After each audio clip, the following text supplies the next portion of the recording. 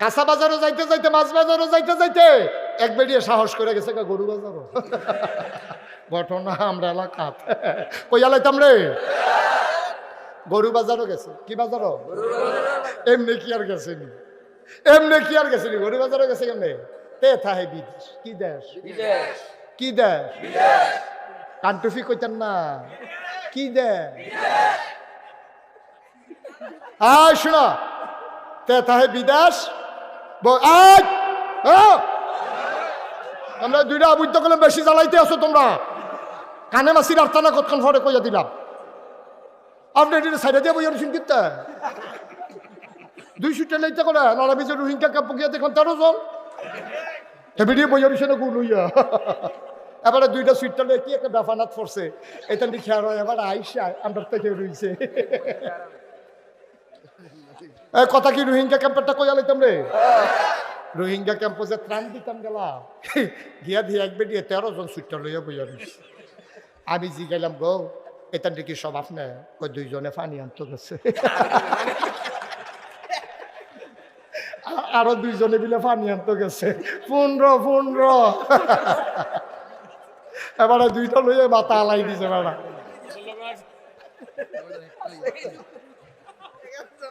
থাক, চিনিচ্ছা মার হাবা বলো, জোরে বলো মার হাবা। তে কি দেশ? তে কি দেশ? বিদেশ। হাতে ফোন করছে কুরবানি ঈদের সপ্তাহখানেক আগে। ফোন করে কয়, তার স্বাস্থ্য বেড়ে ফোন দেখা কি তার, তোরা কি করে কিনে লিস না? ইয়া 6 জন হইছি আমরা। কত তো আমার কথা তোরা কেউ মনে করছো? তা তুই যদি মাত্র চা, আমরা কি তো মনে করা এক নাম আছে তো, তুই দিলে দিতে পারস। কত হইলে আমারে তোরার লগে রাখিস, আর মাগরিবের পরে তোরা বাবিতে গেটে হ্যাঁ নিস, যেটা বাগে হালাইছ তোরা বাবিতে গেটে হ্যাঁ নিস। 6 বেড়া মিল্লা গেছে টেহা আনতো। 6 বেড়া মিল্লা গেছে, ভাবে কি টেহা দেন? কয় কি এর টেহা? কয় ফোন করে কিছু কইছে না? কইছে তো আপনার লগে কুরবানি দেন। তো কুরবানি টেহা দিবেন না? টেহা দেন কিতা কম টেহা না দিলে কুরবানি দিবেন কেমনি? কুরবানি দেন, টেহা দেন। তো আমি এখনো টেহা দেন কিন্তু আমি বাজারও যেতাম না। আপনারা গরু চাইবেন, আমরা তাই না বাইক নিয়ে দিকে আমরা গরু চাউন না, আমরা চাই দরকার আছে না গরু। ইয়া কেমনে কিতা করবেন? এটা বেরিয়ে এখন বাজারও রওনা দিছে। অটো লইছে, অটো বেড়াইত কজন? 6 বেড়া এবার দিয়া এবিডিরে মাইকগানো বয়স কুরবানি দেওয়ার আগে এবিডি কুরবানি হয়ে যাবে। দেখে নাউজিবিল্লাহ কয়নি? 6 জন বেড়া চারিগুলতে বেড দিয়া মাইদে বেডিটা বইয়া থাকলে বেডি যে মুমের মতো গল্লা ফুটে গেছে কেন? এটাই তো বেশি, ঠিক কিনা ক? 6 জনে মিলে বিড়ি টানতে আছে, আর কি একটা কারবার চলতে আছে। ভাবিয়ে মাইক গান নাউজিবিল্লাহ কয় না রে। আহারে মুসলমান রে, আহারে কলজা ফাইটা যায় না, কলজা ফাইটা যায়। আমরা মুসলমান, হ্যাঁ আমরা এরপরেও মুসলমান রয়েছি। 6 বেড়ার মাইক গান বেরিয়ে বইয়া রয়েছে মুসলমান। কুরবানি দেওয়া ফরজ না ওয়াজিব? কুরবানি দেওয়া ওয়াজিব, পর্দা করা সারা জীবনের ওয়াজিব মিলাইলে একটা ফরজ বানাইতে পারবা না। কষ্ট হইতাছে? আন্তরিকতার সাথে খেয়াল করে বসো, বেশি লড়ো তোমরা। খালি আমার দিকে চাইয়া থাহ, বালিকাত্তা মারবা না। মার হাবা কয় না, নোয়া খাইল্লা হুজুরে ওয়াজ কথা তো আর একটা মনে পড়ছে। আর যদি খালি কথা মনে পড়তেছে, মার হাবা কয় না রে হুজুরে। নোয়া খাইল্লা হুজুরে ওয়াজ করতে আছে, হুজুরে কইছে সাবধান, সারা জীবনের নফল মিলাইয়াও একটা ফরজ বানাইতেন পারতেন না। হুজুরে ওয়াজ করে কত তো সত্য। হুজুরে কইছে পরে একটা কয় নফল কি ফাও গেল রে। হেঁটে খেয়ে হুজুর প্রশ্ন আছে। হুজুর বসেন কেন? হুজুর প্রশ্নটা কইরা বইয়ালাই। বলেন কি প্রশ্ন? হুজুর প্রশ্ন তো কিচ্ছু না, আপনি যেমনি নফল রে কইলেন কোনো কামও লাগতো না, তো যায় ফুরসি টরসি কম দেওয়ার ফুরসি না। তো হুজুর এমনি জানতাম মনটায় কয়, আচ্ছা কত্রি নফল মিলাইলে একটা ফরজ হয়, এটা যদি কইতেন তাইলে নফলটায় যায় মাতাল করে বুঝ করে করতাম। কয়টা নফল মিলাইলে একটা ফরজ হয়, এটা যদি কইতেন। হুজুরে মনে মনে কয় জীবনে অনেক জায়গাতে অনেক প্রশ্ন হচ্ছে, এই প্রশ্ন তো কেউ করছে না, এতে যদি আমরা মাইনখা সিফাত হালাই দিছি। হুজুরে ধুম ধরে বইয়া চিন্তা করতে কি তা কইতাম। এর ভিতরে দিয়ে জিজ্ঞেসে কি তা না কইলেন? কয় না হুজুর জিজ্ঞেসলাম আর কি, কয়টা নফল মিলাইলে একটা ফরজ হয়। হুজুরে আইস দিয়া কয় যতটা সুপারি গাছ মিলাইলে একটা নারকেল গাছ হয়।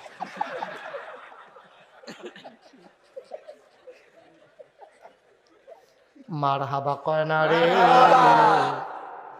এক পুঠি সুপারি গাছ মিলাইলে একটা নারিকেল গাছ বানাইতে পারবা না। সারা জীবনের নফল মিলাইলেও ফরজ একটা সেজদার সমান বানাইতে পারবা না।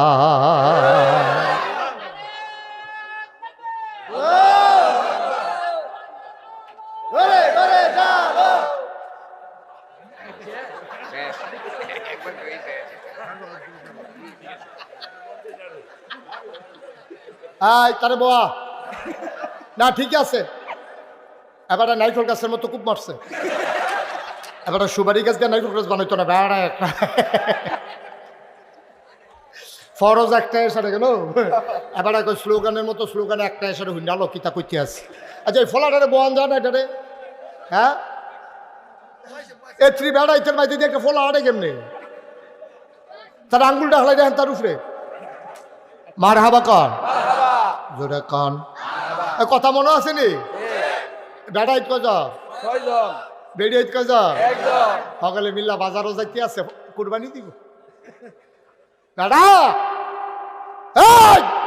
তুই কুরবানি দিবি? বেড়া তুই কুরবানির লেগে ফরজ ছেড়ে দিস, বেরিয়ে যাইতেছে বাজারও কুরবানির গরু, কিন্তু আমরা যেন শরম নাই। আমরা বাংলার মুসলমান নির্লজ্জ হয়ে গেছি, আমরা শরম ছাড়া হয়ে গেছি। আমরা হইলে বিয়ার পরে তে মোবাইলের ভিতরে ছবি দেয় তোর আর মা বিয়ে দেয় নাকি দেয় না? তুই অসভ্য, তুই তার সিহন জিংলা দিয়ে উদম করে ফাথা ফাথা করে কি সুন্দর কার তোর বউয়ের নিয়ে তুই পত্রিকা তুলছ কি? তুই অসভ্য, ঠিক কিনা ক? আছে নেই কারবা? যেই লোক তার বউয়ের ছবি পত্রিকায় দেয় তারে যত দেহ ফ্যান ফিন্দে রাখছে, যত দেহ শার্ট গাউ দিয়ে রাখছে, তে ল্যাংড়া, তে অসভ্য, ঠিক কিনা ক? তে অভদ্রতে, তে জাহাল মূর্খ। বউয়ের ছবি পত্রিকার দেশ আর ফলাফাইনে ব্রিজের ভিতরে বইয়ে বইয়ে মজা মারতে আছে। অসভ্য কহে না তোর বউয়ের নিয়ে এটা ইয়ার ভিতরে কিছু। তোর বউ তো তোর বউ ফলাফাইনে দেখলো কম নাই, ঠিক কিনা ক? আম্মা গাও চন্দ্রপুরের আম্মারা খেয়াল করে শুনেন, বালুম বালুম করে একটা বেডি আটতে আছে, সামনে দিয়ে গেছে পরে চোখ ফাঁক দিছে।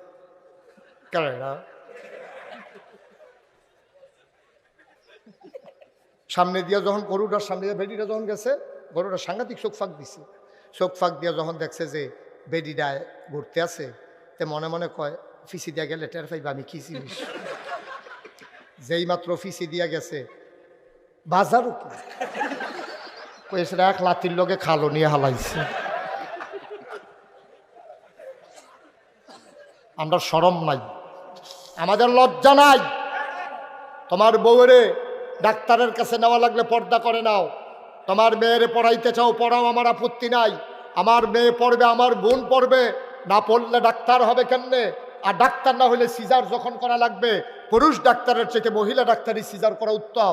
সুতরাং মেয়েদের ডাক্তার হলে পড়তে হবে, আমি পড়ার বিপক্ষে না। তবে আমার মেয়েরা পড়বে বুরকা গায়ে দিয়া, ঠিক কিনা?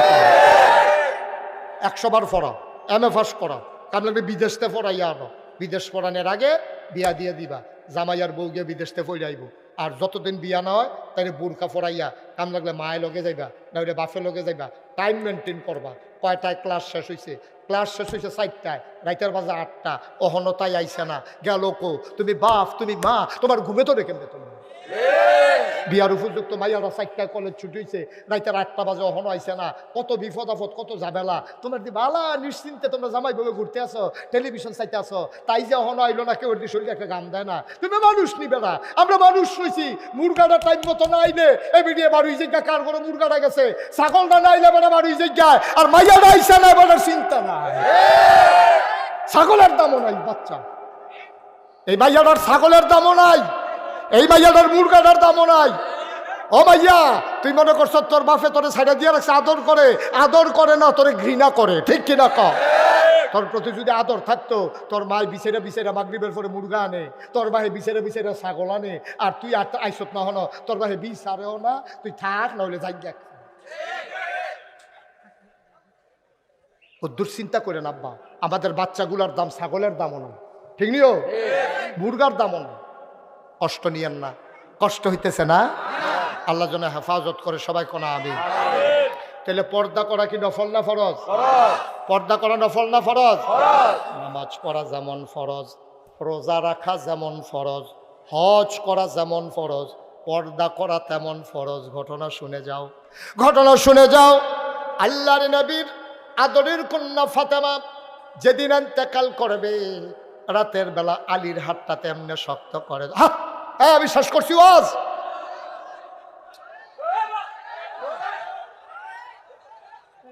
শুনে, ফাতেমার যেদিন সাংঘাতিক জ্বর, যে রাতে ফাতেমা মারা যাবেন, যে রাতে ফাতেমা ইন্তেকাল করলেন, ফাতেমা আলীর হাতটাতে শক্ত করে ধরলেন, ডাক দিয়া কয়, স্বামী আমার, আপনার কাছে আমার একটা আবদার আছে। কয় কি আবদার? কয় স্বামী গো, ও স্বামী, আমি যদি আজকে রাতের বেলা মরে যাই, আপনি রাতের ভেতরে 2-3 জন বন্ধু বান্ধব ডাক দিয়া হাসান হুসেন রে লইয়া আপনার ইমামতিতে আমার জানাজাটা পড়াই দিয়েন। সুবহানাল্লাহ। আপনি দেরি কইরেন না গো স্বামী, রাতের ভিতরে আমার কাফন পড়াইয়া দাফন করে দিয়েন। আলী কান্দে, ডাক দেয়া কয়, ফাতেমা এটা তুমি কি বললা? তুমি নবীর আদরের কন্যা, তুমি নবীর আদরের কন্যা, তোমার ইন্তেকালের খবর শুনলে সব সাহাবারা দৌড়ে দৌড়ে আসবে, রাতে রাদারে কেন তোমারে দাফন করব, কবর দেব? এবার ফাতেমা কান্দে আর কয়, স্বামী, ও স্বামী, মনে রাখেন, একটু খেয়াল করে শুনেন, মনে রাখেন স্বামী, আমার জন্মের পরে বিয়ের আগ পর্যন্ত আমি বাবার ঘরে ছিলাম, কোনোদিন পর পুরুষ একটা সেকেন্ডের জন্য আমারে দেখে নাই। আমি বিয়ে বসে যখন স্বামীর ঘর আপনার ঘরে আসলাম, তখনও কোনো পর পুরুষ দেখে নাই। আমার বিয়ের আগেও কেউ দেখে নাই, বিয়ের পরেও কেউ আমারে দেখে নাই। স্বামী আমার, আমারে যদি ইন্তেকালের পরে পরের দিন পর্যন্ত রেখে দেন, কাফন পরাইয়া আমারে যখন মুর্দারের খাটিয়ায় শোয়াবেন, আমারে যখন নিয়ে মাঠের ভিতরে রাখবেন, মাঠের ভিতরে মানুষ আইসা দেখবে, কাফনের বাইরে দিয়া দেখবে ফাতেমা লম্বা ছিল না খাটো ছিল, ফাতেমা চিকন ছিল না মোটা ছিল। ও স্বামী, তারা দেখে দেখে চিন্তা করবে, যেই ফাতেমা জীবিত অবস্থায় বিয়ের আগে বিয়ের পরে কোনোদিন কোনো পুরুষের সামনে যাই নাই, মুর্দার হইয়া লাশ হইয়া মৃত্যুর পরে কাফন পইরা আমি কোনো মানুষের সামনে যাইতে চাই না। চন্দ্রপুরের আম্মারা, ফাতেমাও তো একজন মহিলা, আপনিও তো একজন মহিলা গো আম্মা, আপনিও তো একজন মহিলা।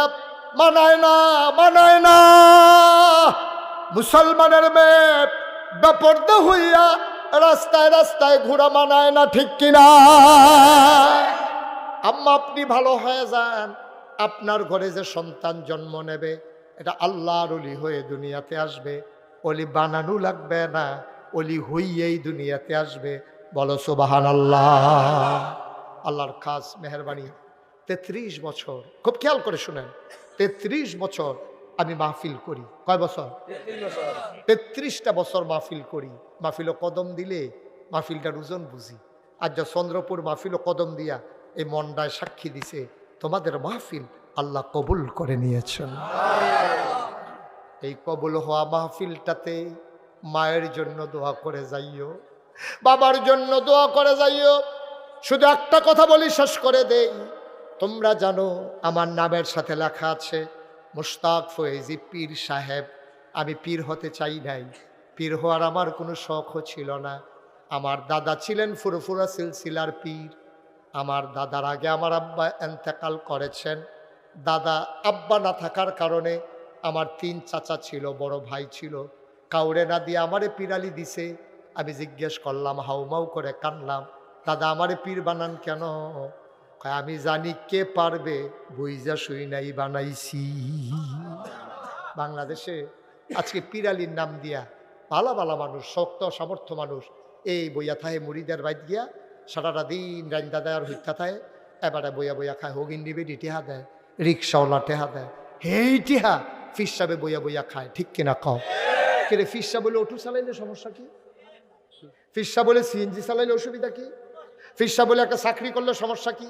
ফিসা বলে নিজের গৃহস্থীটা নিজে করলে সমস্যা কি? আমরা দেশ ফিসাব মানে হইলো বইয়া বইয়া হইতে হইতে খাওয়ান, কোনো চাকরি নাই, কিচ্ছু নাই, বালা বেড়া ফুলতে ফুলতে ফুলতে ফুলতে মনে হয় 500 জন হইয়া গেছে গা। এরপরতে কোনো কামও যায় না, রইদও যায় না। ভাই, আল্লাহ নবী একদিনও কষ্ট ছাড়া খাইছে না। তুমি ফিসা বইছো, তুমি বইয়া বইয়া খাও, এটি ইসলাম না, ইসলাম নামে ইসলামকে ধ্বংস করার ষড়যন্ত্র। ঠিক কিনা কও? ফিসা বইলে বইয়া বইয়া হইতেই খাওয়ার না, এই কথা কইছে গানা। আমার দাদা যখন ফিসাব বানাইছে, মাত্র আরে মাত্র 9 শতক জায়গা, 9 শতক আমার দাদা আমারে দিছে দরবারের লাগিয়া। আমি দায়িত্ব পাওয়ার পরে জমিন কিনা শুরু করলাম। আমি জমিন কিনলাম 18 একর, 1800 শতক। মার হাবা কইতেন না? 9 শতক, 18 শতক, 1800 শতক, আরে 100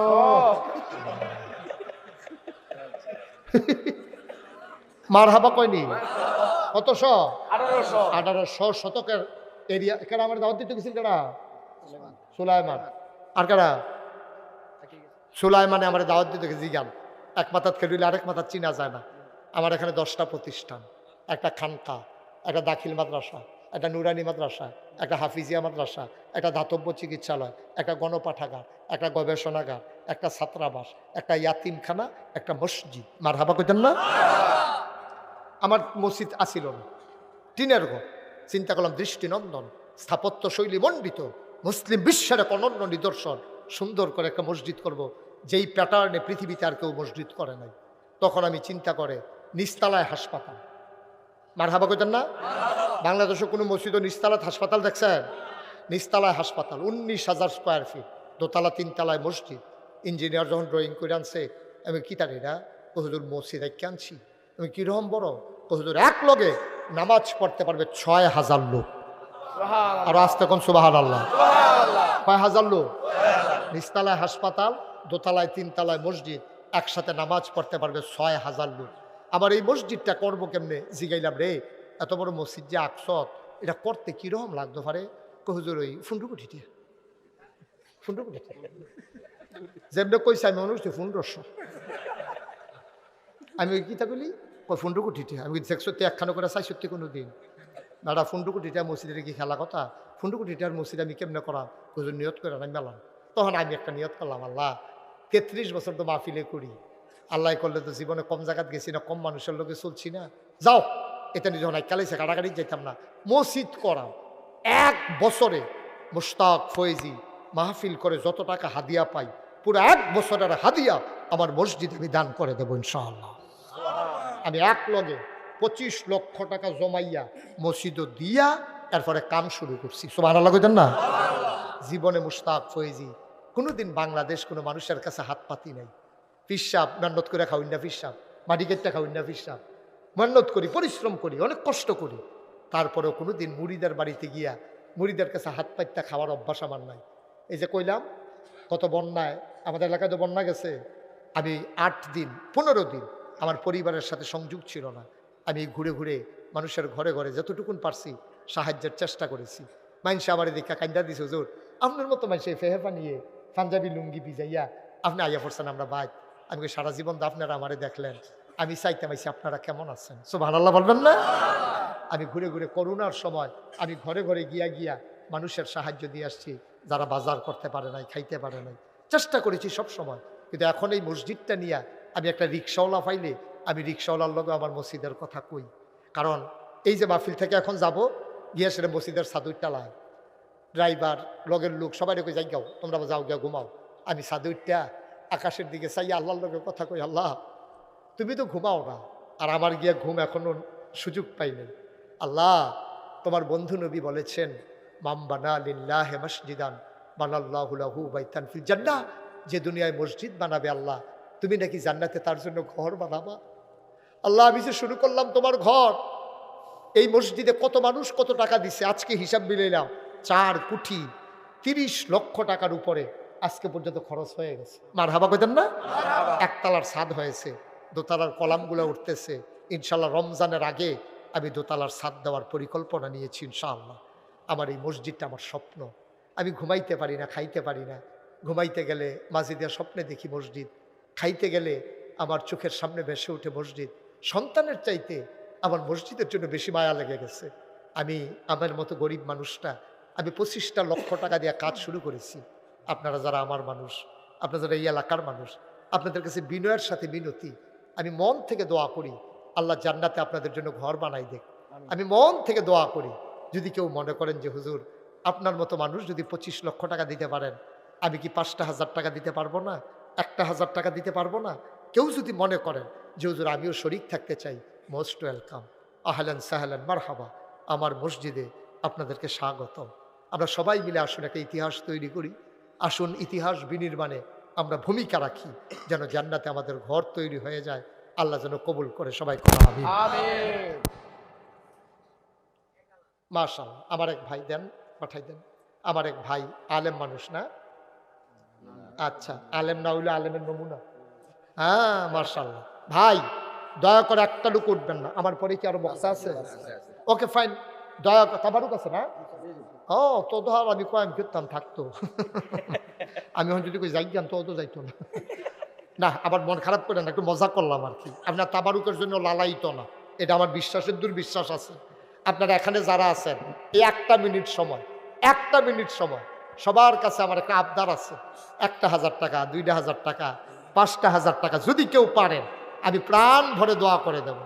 এই আমার যারা ভলেন্টিয়াররা আছো, মাশাআল্লাহ, সুলাইমান, গোলাম মাওলা, সুলাইমান ভাইয়ের উঠো না, একজন অন্য লোক যাইয়েন না, স্বেচ্ছাসেবকের ভিতর থেকে ঘুরান দিয়ে আইও। এক বেড়া 1,000 দিছে, আরেক বেড়া 100। সুলাইমানের বড় ভাইয়ে গোলাম মাওলা সাহেব দিছে 1,000 টাকা। এটাই তো, কিচ্ছু থাকতো না রে দুনিয়ায়, কিচ্ছু থাকতো না।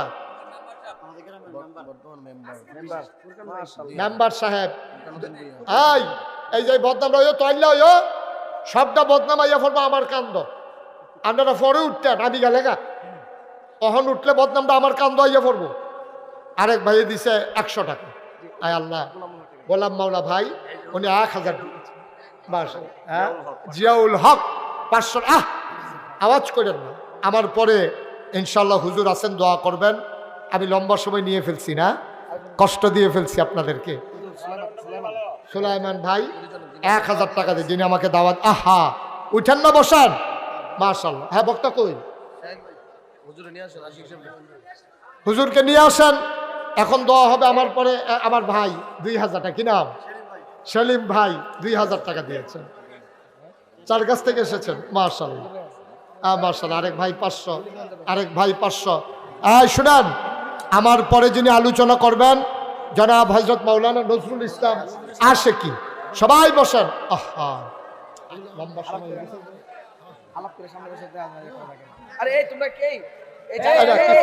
কিছু উঠবো না, আবার আইবো কিছু। আপনারা যারা হাজত আছে, প্রস্রাব পায়খানার সমস্যা আছে, সাইরা দ্রুত চলে আসেন। আপনাদের পরিচিত হুজুর, ওই হুজুর আগে আসছেন এই এলাকায়, হ্যাঁ, মেহারি বাড়ি নজরুল ইসলাম আশিকি ভাই, উনি আপনাদের সামনে আলোচনা করবেন। সবাই বসেন। স্বেচ্ছাসেবক যারা আছেন, হ্যাঁ মাশাআল্লাহ, মাশাআল্লাহ। যারা টাকাগুলো উঠাইছেন নিয়ে আসেন। উনি কই? হুজুর কই?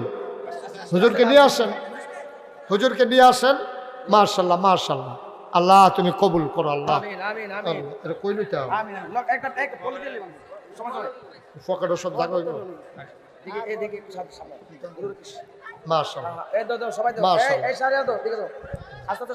সবাই বসান।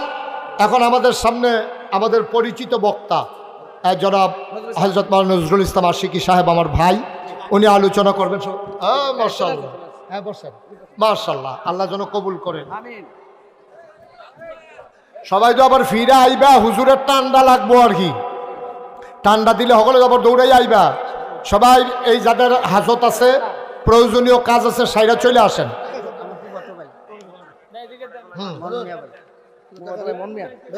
হ্যাঁ, মন মিয়া ভাই উনি 1,000 টাকা দিয়েছেন।